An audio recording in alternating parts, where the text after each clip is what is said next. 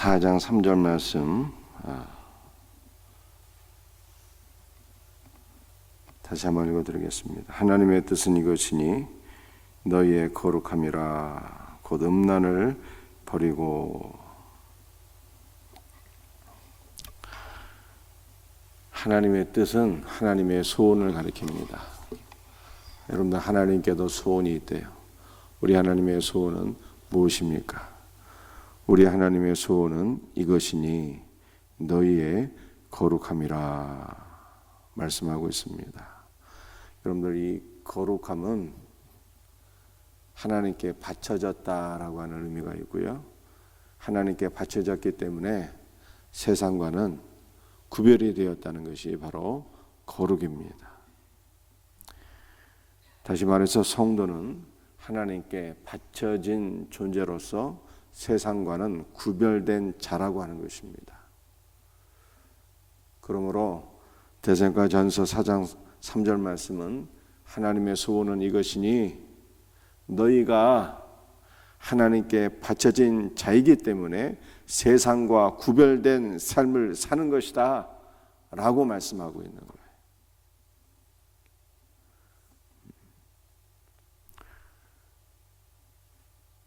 세상과 구별된 삶은 어떤 것일까요? 3절 하반절에 이렇게 말씀하고 있죠. 곧 음란을 버리고.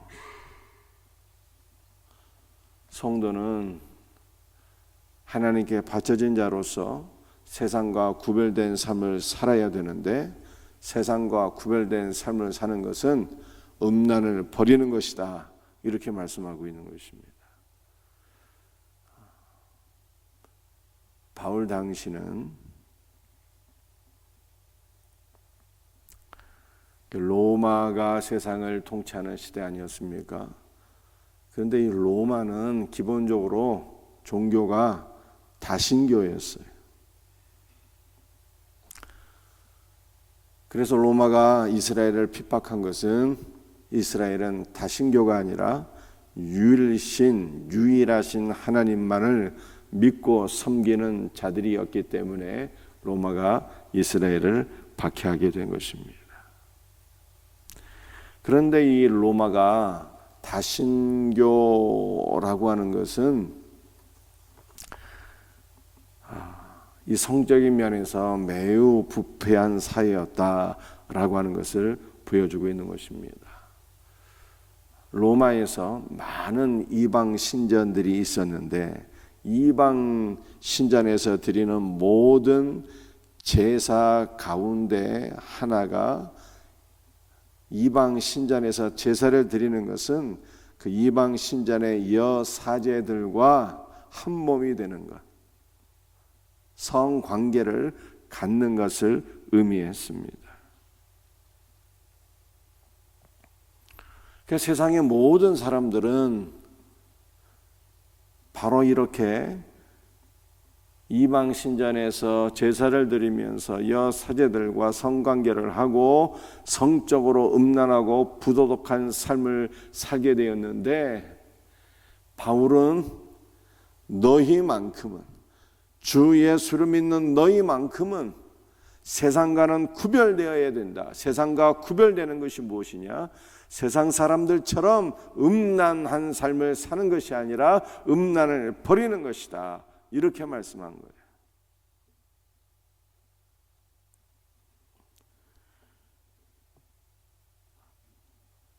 여러분들 믿지 않는 모든 사람들은 이방 귀신과 연합하면서 성관계를 맺습니다. 그렇다면 우리는 누구와 더불어 연합하는 자가 되어야 하는가를 바울이 계속 얘기하고 있어요. 믿지 않는 자들은 이방 귀신과 연합하면서 이방 신전의 창녀들과 더불어 연합하는데 믿는 자들은 누구와 더불어 연합해야 되는가라고 하는 것을 말씀하고 있는 것입니다. 4절 말씀. 각각 거룩함과 존귀함으로 자기의 아내에 대할 줄을 알아 라고 말씀하고 있습니다. 예수 믿는 신자가 음란을 버리고 거룩함을 추구해야 되는데 음란을 버린다라고 하는 것은 결국 이방 신전에서 귀신에게 제사 드리는 것을 버리고 이방 신전에서 창녀들과 함께 연합하는 것을 버린다는 뜻이거든요.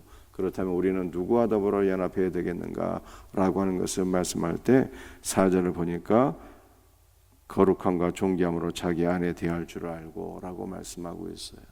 그러니까 이것은 예수 믿는 신자는 결국 자기 아내와 더불어서 둘이 한 몸을 이룰지로다. 사람이 부모를 떠나서 아내와 더불어 연합하고 둘이 한 몸을 이룰지로다 라고 말씀하신 대로 예수 믿는 신자는 자기 아내와 더불어서 연합하는 것이 바로 거룩함이다 라고 하는 것을 바울이 말씀한 것입니다. 그런데 여기서 한 걸음 더 나아가서 예수 믿는 신자가 아내와 더불어서 연합하는 것은 무엇을 상징하고 있는가 라고 하는 것이죠. 바울이 에베소서 5장 31절 32절에서 이렇게 말씀하고 있습니다. 사람이 부모를 떠나 그의 아내와 합하여 그들이 한 육체가 될지니 이 비밀이 크도다. 나는 그리스도와 교회에 대하여 말하노라. 사람이 부모를 떠나서 아내와 연합하여 둘이 한 몸이 되는 그것은 바로 그리스도와 교회에 관한 말씀이라는 거예요. 즉 다시 말해서 우리는 궁극적으로 누구와 연합되어야 하는 존재인가 라고 했을 때 우리는 우리의 신랑 되신 예수 그리스도와 연합해야 되고 주 예수 그리스도와 연합하는 것이 음란을 버리는 길이요 이것이 참된 거룩이다 라고 하는 것을 바울이 말씀하고 있는 것입니다. 여기까지 내용 정리 다시 한번 합니다. 하나님께는 소원이 있대요. 하나님의 소원은 우리의 거룩입니다. 거룩은 우리가 하나님께 다 봉헌된 자이기 때문에 세상과는 구별된 삶을 살아야 된다는 거예요. 세상에 믿지 않는 자들은 어떠한 삶을 살고 있습니까? 다 음란에 빠져 있다는 거예요. 로마 사회는 다신교였기 때문에 이방 신전에서 이방 귀신들과 연합하고 그 신전에서 섬기고 있는 여사제들과 연합하는 성적인 부패가 그들의 삶이었다는 거예요. 그래서 바울은 하나님의 뜻은 너희의 거룩인데 거룩은 음란을 버리는 것이다 라고 말씀하고 있어요. 그렇다면 우리는 어떻게 음란을 버리고 거룩한 구별된 삶을 살 것이냐.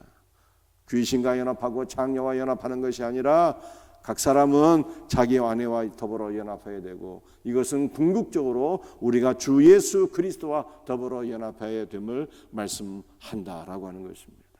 사랑하는 성도들이요, 오늘도 우리의 신랑 되신 주 예수 그리스도를 바라보고 그리스도와 연합하는 삶을 살아야죠. 이것이 진실로 음란을 버리는 길이며 이것이 거룩한 성도의 삶이다 라고 하는 것을 말씀하고 있는 것입니다. 오늘도 그리스도를 구하시기를 바랍니다. 주께서 말씀하시기를 내가 너희 안에 너희가 내 안에 거하리라 말씀하셨어요. 오늘도 우리 모두가 그리스도 안에 거하고 그리스도께서 우리 안에 거하시는 예수 그리스도와 참으로 연합되는 복된 성도들이 되시기를 주 예수의 이름으로 축복합니다.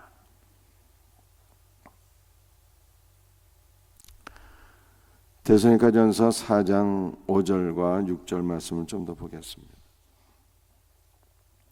하나님을 모르는 이방인과 같이 세욕을 따르지 말고 이 일의 분수를 넘어서 형제를 해하지 말라. 이는 우리가 너에게 미리 말하고 증언한 것과 같이 이 모든 일에 주께서 신원하여 주심이라. 여러분들 예수 믿는 신자는 거룩한 삶, 세상과는 구별된 삶을 살아야 된다고 하는 것을 말씀드렸습니다. 그것은 음란을 버리는 길이라고 설명드렸어요. 그런데 그것을 바울이 계속 강조하고 있습니다. 하나님을 모르는 이방인과 같이 세욕을 따르지 말고 예수 믿는 신자는 구별된 삶을 살아야 되는데 구별된 삶이 뭐냐? 하나님을 모르는 이방인들은 다 육체의 본능을 따라서 산다는 거예요. 육체의 욕망을 채우기 위해서 산다는 것입니다.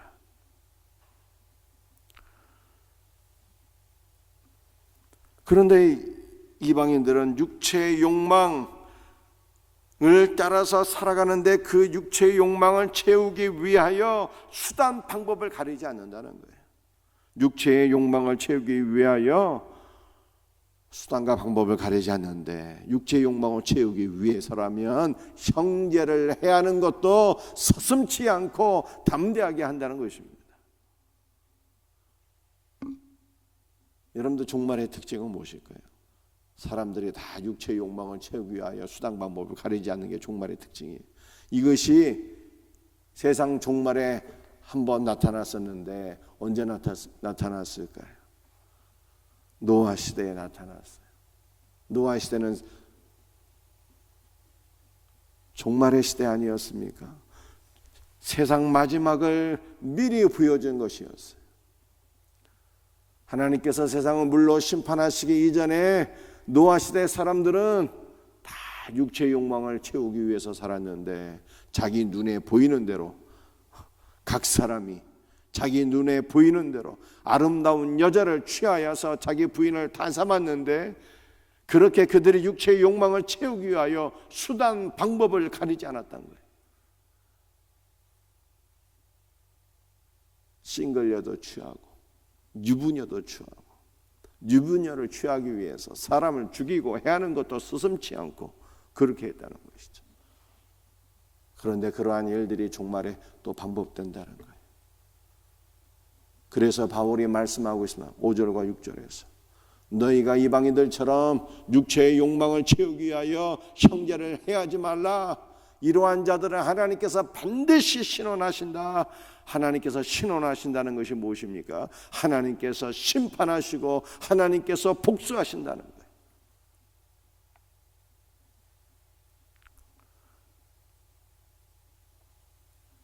그러므로 우리는 어떠한 삶을 살아야 되겠습니까?